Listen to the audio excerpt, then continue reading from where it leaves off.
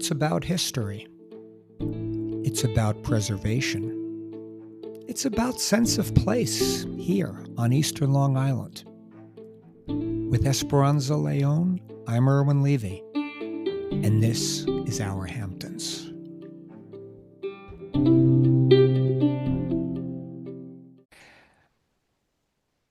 Esperanza, good morning. Hello, Irwin. You know, Esperanza, before I introduce our yet another incredibly special guest on Our Hamptons podcast.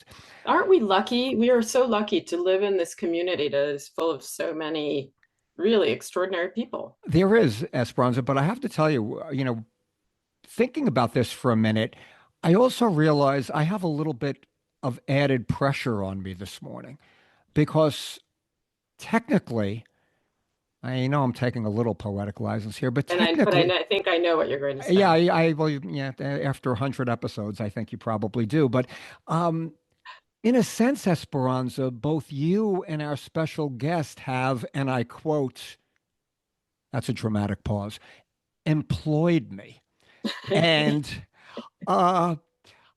yes, I am a volunteer at Longhouse, as our audience knows, as a docent, and Esperanza is in charge of education and community development there. But also our special guest, I've had the absolute privilege of volunteering there the past 2 summers for 2 fantastic exhibitions they did. And I'm going to stop it there and we'll touch on it, but I want to bring out and introduce from the Montauk Historical Society, its executive director, Mia Certic. Mia, welcome to Our Hamptons podcast. Thank you. I'm glad to be here. So just to embellish that a little bit, Esperanza, Mia and the Montauk Historical Society, and I will tell you, I said this to the guests when I did the docent tours the past 2 years. It's a place that swings so above its weight, if you will. These exhibitions they put on in not an enormous place, the Carl Fisher House at Montauk Historical Society, are just extraordinary, interactive, what they do there. So I did it last year for Leisure-Rama, a subject near and dear to our heart. We're going to touch on that with Mia also. We're going to get that in. But also this past year in 2025, where they did an exhibition on Prohibition. So Mia, thank you for employing me. And Esperanza, that goes for you too. But Mia, Carl Fisher, A to Z, and I want to thank also a friend of our Hamptons podcast, Christopher Walsh, writer for the East Hampton Star, who really wrote a great article about a month ago, late September of this year. Mia is actually quoted in it. So, Mia, I think we're going to just start literally with that headline of an East Hampton Star from 100 years ago that said Carl Fisher buys 9,000 acres at Montauk for $2.5 million, plans huge development. And as the article said, and I'm going to throw it to you, really, to answer this, I guess, rhetorical question, has Montauk ever been the same since? Well, it is amazing how much of modern Montauk is the way it is because of Carl Fisher. And he came in here with the idea of creating a resort, and he started, with where are the streets going to be? Where are the posh neighborhoods going to be? Where the high density neighborhoods going to be? Where are the recreational facilities going to be? The polo fields, the golf courses, the tennis auditorium, so he thought big, and I mean, God bless him, he managed to achieve quite a few of those like really big ticket goals, despite all the handicaps that he had along the way. Yeah, Montauk, it could be completely different if it weren't for Carl Fisher. I mean, just starting with where town is located, he did that. So town was the only sort of developed town of buildings was at Fort Pond Bay. It was the old fishing village. Right. So the whole shift happened with Carl Fisher. A shift of sort of looking at the Montauk development in a whole different way. And he was not an urban planner. right? I mean, it's extraordinary that he just as an entrepreneur and really more into the automotive industry had this vision for different places. Yeah. He was a really interesting guy. And I think what he did was he hired good people to do the things that he didn't know how to do, but he did have vision. Yeah. And I mean, but he was also a genius at promotion. I was just thinking about him this morning. He's got a little bit of Steve Jobs about him, right? He knows the aesthetic that he wants. He knows the function that he wants. He isn't the coder, he isn't the builder, he isn't the architect, but he knows how to bring the people in and put it together, and then he knows how to promote it and sell it. So he was quite the package. You know, Mia and Esperanza, to that point, reading that article, and again, Mia Certic was quoted in it extensively. Mia, you wrote how Montauk at the time reminded him of Scotland physically, and how it looked like the north of Scotland, and to use your words, not too many trees, rolling hills and grassland, sheep and cattle. And Dick White, the Historical Society's treasurer, former president of the Historical Society, added how for hundreds of years Montauk existed as a grazing area. So Carl Fisher had a blank canvas here to a large extent. And when we did not, we'll get into what he did in Miami Beach shortly, but this was a blank canvas to work with, and probably blanker than he had in Miami, I would think, right? Just in terms of the remoteness of Montauk. Well, it was more remote, but he had less jungle to clear in Right. Montauk. Yeah, yeah. And land to fill or just a swamp to fill. Exactly. Yeah. But you write how, and you see this. There are two Tudor-style buildings. Was his original vision to sort of make it look European? Like, did it start like that, or Yeah, I think if you look at there's this fabulous brochure that they put out a few years into the development of Montauk. And it's a green sort of large size brochure, the same size of like 8.5 by 11 paper. And it begins with, why here is all the charm of England and Scotland, only 120 miles away from New York. And I mean, if you've been to the north of Scotland, there is definitely a similarity. So I think he was trying, what was going to be the appeal, what was going to be the kind of the brand that he was going to put into it. And that was the thing that made sense to him. It's so funny because he was stopped, before he got close to achieving his goal. So those buildings, and quite a few of them remain. They stand out. You can pick them out. You're like, oh, there's a Carl Fisher building. There's a Carl Fisher building. Right, yeah, right. I mean, yeah, we're not even just talking about the monumental ones like the Manor or the big office building, basically that's downtown Montauk that he created, but also all those little Tudor style Yeah. houses that, I mean, I didn't even know this to think that he was planning where sort of the wealthier people would live, where the workers would live. I mean, that's incredible. Well, and he also built a lot of workers' housing. Yes, And of course, he was also responsible for the school and for both of the churches, at least for providing the land for the churches. But it's so Lower Shepherd's Neck. If you've not been to Lower Shepherd's Neck, it's right if you're on Second House Road by Soleil East and you turn downhill, you'll get into this tiny little, it looks like a tiny little European village with these right, little Tudor houses, almost like little gingerbread houses. right. And Little cottages. Yeah, yeah, yeah.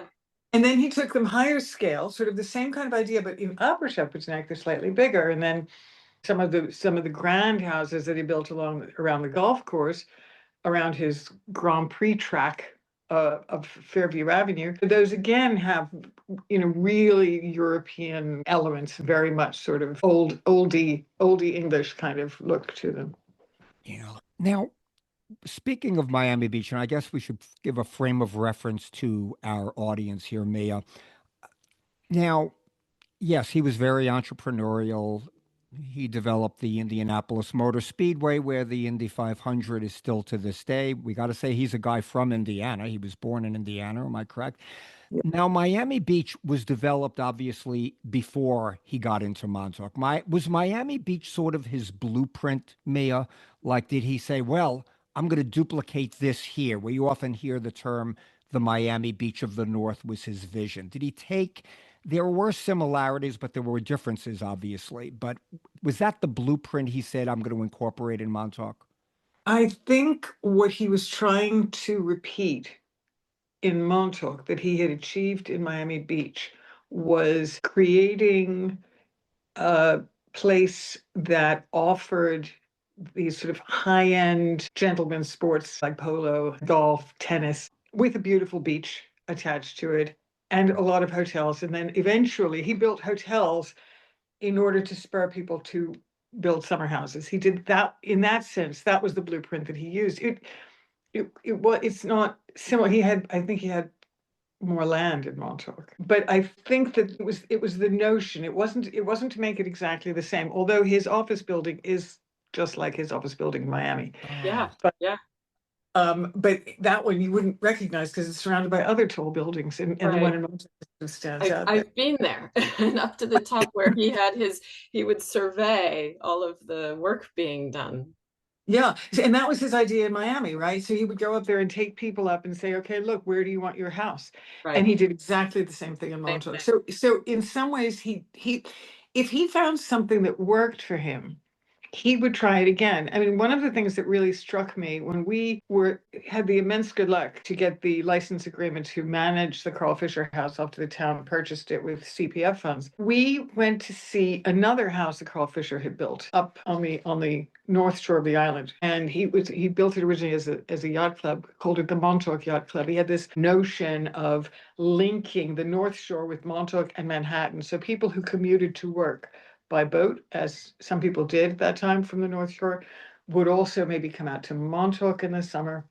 Anyway, we went to see this yacht club, which was then converted to a private home, and we saw that the layout was almost identical to the layout in Montauk. The materials were different, but he had the same entrance hall. He had a grand staircase going up to a landing, and then two staircases going up, splitting off to two different wings of the house. He had two little bathrooms behind the staircase and a back door. So the layout worked for him. And I believe he had it in one of his houses in Miami. He had it on the North Shore. He had it here in Montauk. He would repeat things when they worked.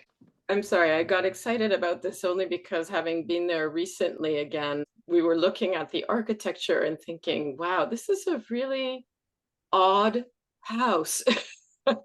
So I love the idea that, yes, what you're saying makes very much sense, that the interior that was the same layout, the program was the same inside, but then the outside really makes very little sense. Did he work with an architect? I mean, who was the architect He for? did. I'm sorry. Name escapes me at the moment. He was a hotel architect, though. He was known for so, and you can kind of sense that in the spaciousness of it. But that was a mark of Carl Fisher's public buildings. The Montauk Manor, as different as it is, being very, very sort of Tudor in Mhm. style, it has a similar feeling of this sort of scale and ease that was typical of him and what he liked. The exterior is sort of what would be called Dutch colonial, and that was quite Yes. popular in the 20s. Yes. But Yeah, I it think has the gambrel roof, but the Dutch gambrel roof, but it was just then it had some weirdness on. Anyway, I've digressed, but it was so interesting to see. Like I envision him really kind of saying, "Yeah, but I really want this instead," right? I Yes. I think he did that. I think it took him a while to decide, and I think he may have changed his mind a couple of times along the way with that house. But did you notice the floors? Yes, and that was the other thing. Yes, I remember the story, but please tell us about the floors in the Carl Fisher house. Well, the floors in the Carl Fisher House in Montauk are concrete, and they were dyed concrete originally, similar to the pavements in town where we have the pink pavements, like his pavements in Miami Beach. But this was a smooth concrete, and the walls are paneled, which is usually quite a formal look, but they're pine, they're knotty pine. And so where he would have, say, up island, he had, I think, mahogany or something like that. The walls were something very sort of high-end hardwood, and the floors were beautiful parquet. He was in Montauk, and he was going to have a grand house, but it wasn't going to be fancy schmancy. It was going to be appropriate to the surroundings, which were still quite sort of. I love the concrete floors. I think it's just a great. Yeah. It's just such a contrast, though, to what you expect, and this goes to the point of him organizing around these gentlemen's sports, because that home in particular, it's the interior, it's like a hunting lodge, right? It feels Yeah. like that. But then the concrete floors just don't make any sense. It's like, is that for the sand that you're bringing from the beach? It really is such a combination of elements that speak to personal preferences as opposed to any kind of style that was predominant at the time. Yeah, it's so subjective. I think this is the point Esperanza and Mia are both making, how that house doesn't fit with one's perception of Montauk, which is so dominated by the shore and the coast and the bays and the inlets, maybe more so than other places. So it's an extraordinary juxtaposition to have that house, and also in its setting. It's not a coastal home. It's not dialoguing really with water that much of Montauk does, but I think because everything's overgrown. That's right. Because when it was built, you would stand on that porch and you could see the lake, you could see the ocean. Yeah. On the other side of the house, you could see the Sound, you could see Fort Pond Bay. So I would hazard to guess that that was a really significant spot for the Montaukett, probably because of that elevation. yeah. Oh, well, quite probably. But we believe he also excavated to make it just a little bit higher, because there's a hill that's awfully steep down one side where the kids like to toboggan and sled. And it seems like he probably helped that along a little bit just to get himself a little more height. But also, it was quite sound thinking not to build your house on the beach, but to be on high ground. And one of the things that we notice being on such high ground is we have a lot of birds of prey circling. I mean, it's really quite a special place. You're in the clouds. Yeah. that, getting back to what was established in Miami prior, reading, and these are your quotes from just this article, of how the one thing about Montauk was, especially then, it was a very, let me emphasize, very short season at the time. There was no discussion of shoulder seasons, a topic Esperanza and I often talk about.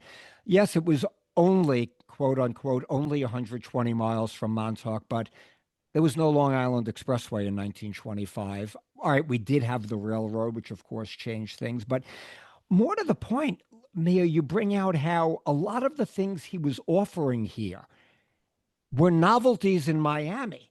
But I guess because of the proximity to New York City here, things like polo grounds, the tennis courts, the country clubs, we had the Gold Coast of Long Island at the time, and these were not novelties on Eastern Long Island, for Eastern Long Island, for Montauk. Am I correct? It didn't have the same cachet that it did in a very different Florida or in Miami at the time. I think that's right. I think that was a bit of a gamble, that he was a gambling guy. He took risks. But I think he thought that he was going to do something that was going to be so spectacular that he didn't need the people who are already on Long Island. I think he was really thinking it was going to be a magnet for people from many places, just the way Miami was. Yeah. And he was talking about, it was also getting there, and you brought this up earlier in this podcast.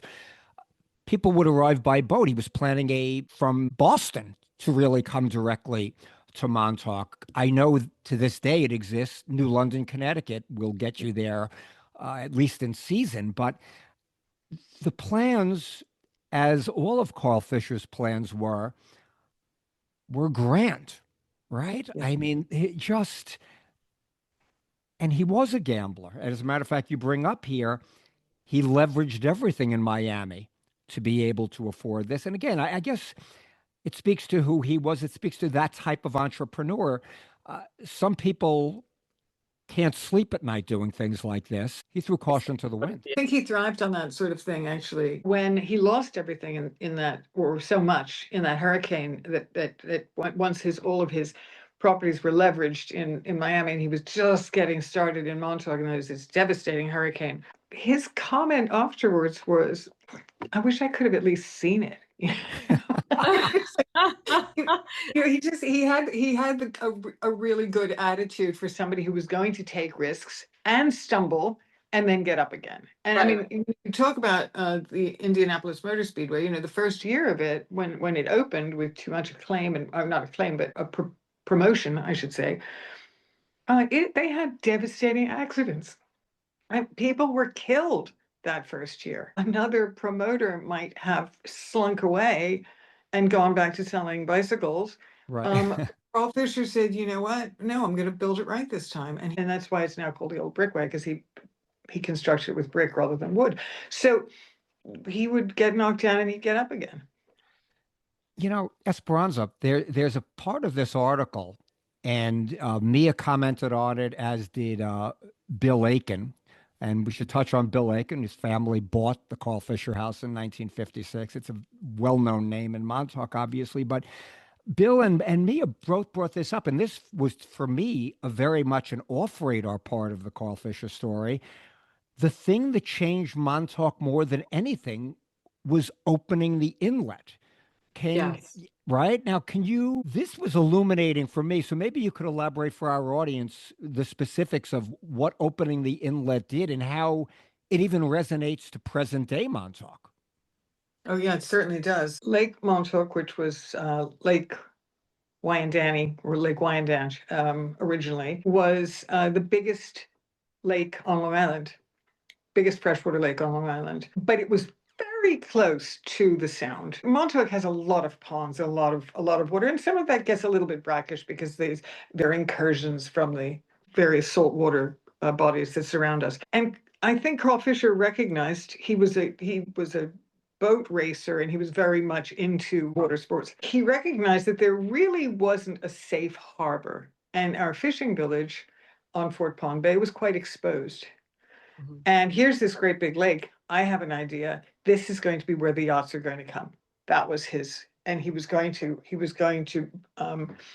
just blast open an opening between the lake and the Block Island Sound, and create this inlet, and there would be this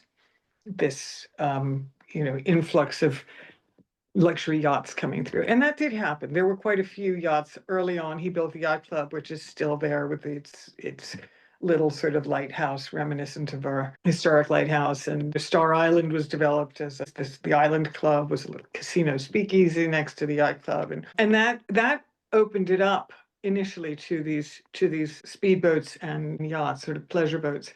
And then, of course, after the hurricane of 1938, when so much of the fishing village was destroyed, some of the fishing boats started moving into the harbor, and eventually the fishing village was pretty much what remained was removed by the military when they came for World War II, and almost everybody migrated into the harbor. And it allowed for us to have a safe harbor for a very lucrative and successful commercial fishing industry. So it's huge. The way that it changed the commercial industry of Montauk, from really from cattle to fishing, right? I mean, when you think about it, it was more of a grazing area than it was a fishing place at the time. But also, I'm just thinking now as you're speaking and saying, well, yes, then the yachts came, and I'm thinking, what would Carl Fisher think today? Yeah, I don't know. Those yachts are there. Yes, they are. Yes, they are. I don't know. I mean, it would be interesting. What we know about Carl Fisher is what we've read about him. And fortunately, he left a lot of letters behind. He was a very keen correspondent. And so that gives you a nice insight into his personality. But it's hard to know. I think he would be disappointed that he hadn't got his way. I don't think he would have. I'd been happy about that. Yeah. We would have had a lot more people living here, but and again, there are so many converging storylines when we talk about this. Bill Aiken in this article was writing how currently there are 1,300 boat slips in the harbor. And Mr. Aiken is quoted, he could never get away with that today, right? And you talk about things that change things. And of course, I guess the 800-pound gorilla, really, in terms of Carl Fisher's plans and how they came, no pun intended, crashing down, was the stock market crash and the Great Depression. And Esperanza, we've often spoken on prior episodes, numerous episodes of Our Hamptons podcasts, of how different things would have been had, I mean, of course, if the biggest word in the English language, we understand that, but how different this place would have been without that stock market crash, just, really putting a halt to things. Carl Fisher was somebody with a vision, well funded, but you even extend it to the story we did on Mid Hamptons, where those developers from Up Island wanted to create turn Wainscott into everything from a casino on Georgica Pond. It's a very similar story to this, Right. except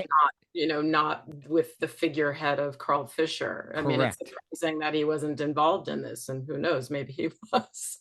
You never know. But again, how just something like this that changed everything. Those individuals in Midhampton were well funded the same way Carl Fisher was well funded. And there was also, Esperanza, I'm going to make the educated guess, non-existent zoning at the time, right? I mean, Correct. was Carl Fisher basically, he put this thing together. Was there government, not combating him, questioning what he did, or it was just anything goes? Hey, here's a guy with an influx of capital and a vision. We're going to just let him have at it. Well, he owned it, right? Right. And with no oversight. Almost lock, stock, and barrel. I don't know how much they put him through his paces.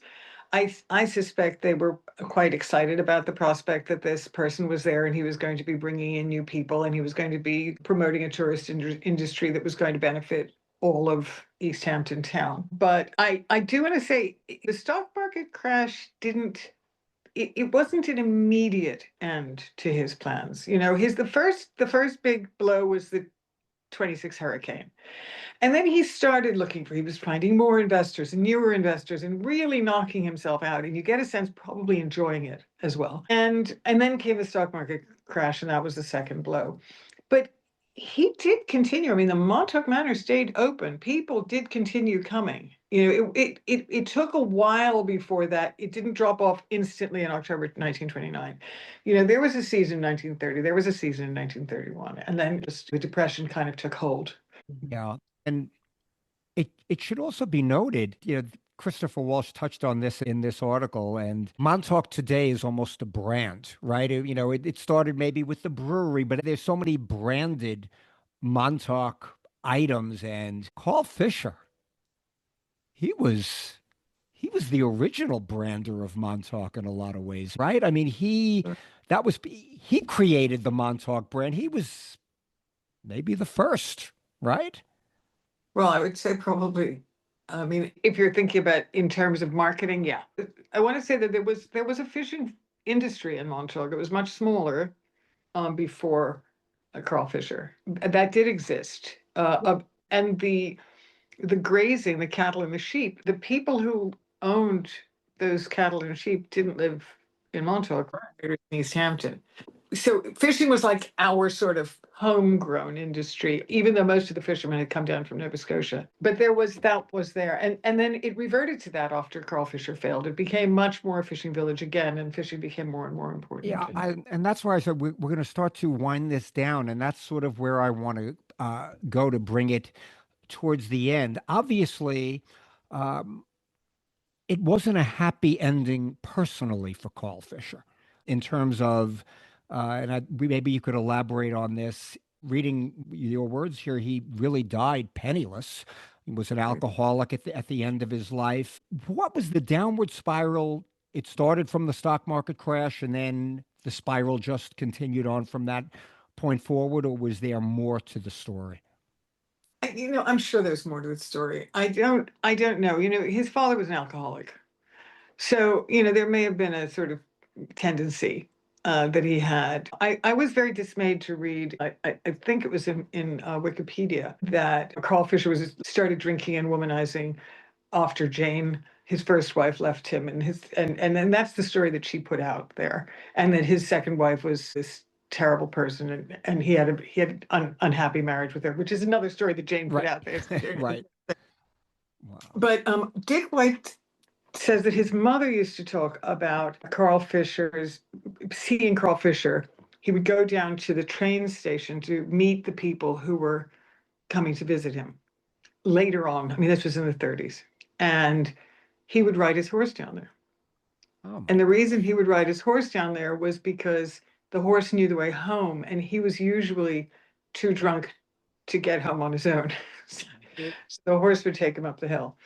But he wasn't somebody who needed money to be happy. He needed projects to be happy. And actually, until he died, he was maybe working on smaller scale projects, but his friends in Florida were giving him gigs. He worked on a working man's club.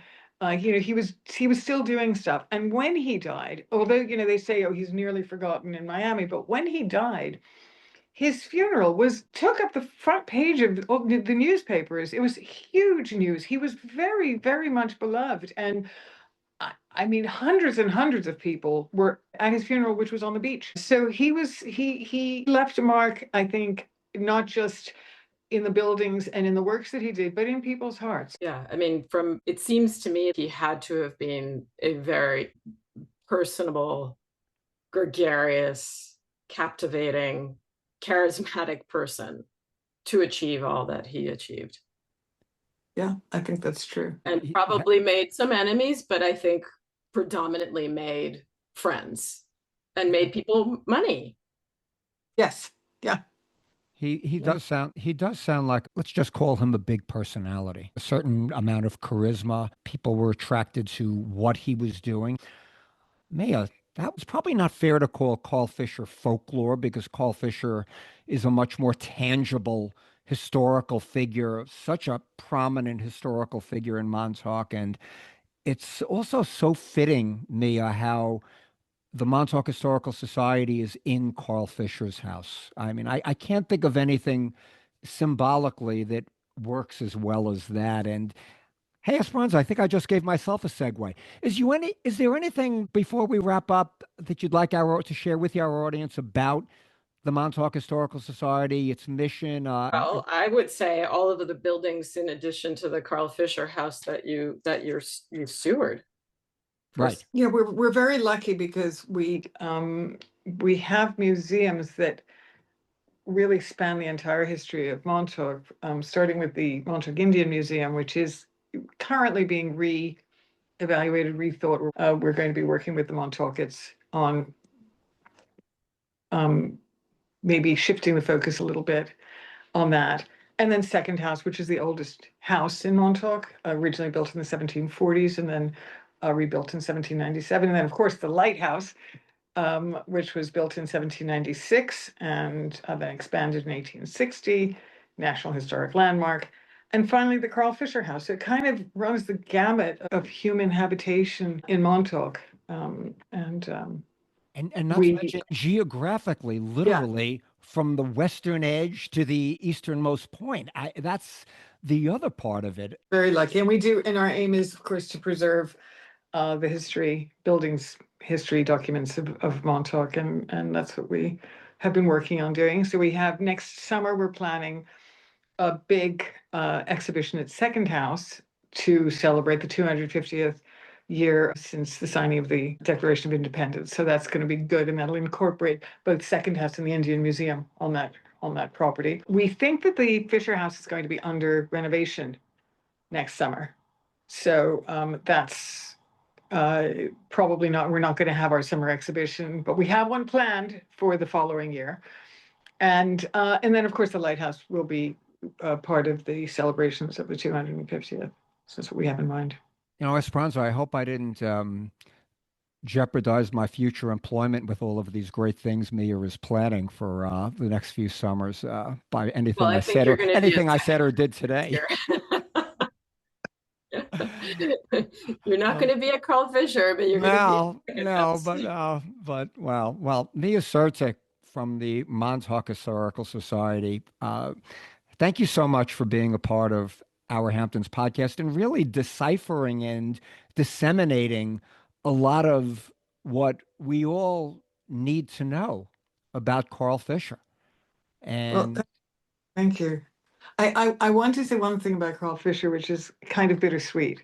As much as they say you don't see the traces of Carl Fisher in Miami, you do see them in Montauk. Sadly, you see them because he failed here, and his buildings were left as sort of islands. But ever since I first came to Montauk in 1965, when my parents put a Leisure-Rama, I've known about Carl Fisher, and I think all of us who live here and who've spent any amount of time here know who he was. And so it is kind of his legacy is very important here. We still celebrate it. nothing to add to that, Esperanza. That's a great way to That's close. perfect. Thank you so much, Mia. Thank you. Thank you, guys. And Irwin, our favorite tour guide, we love you. Come Wow. back to us. Uh, Esperanza, I'll be running that clip 24/7 on Instagram after we. Yeah, I think after, you've retained your employment. I'm very glad about that. Mia, thank you so much for appearing with us on Our Hamptons podcast, and Esperanza, as always, a pleasure. Thank you, Irwin. Thank you, Mia.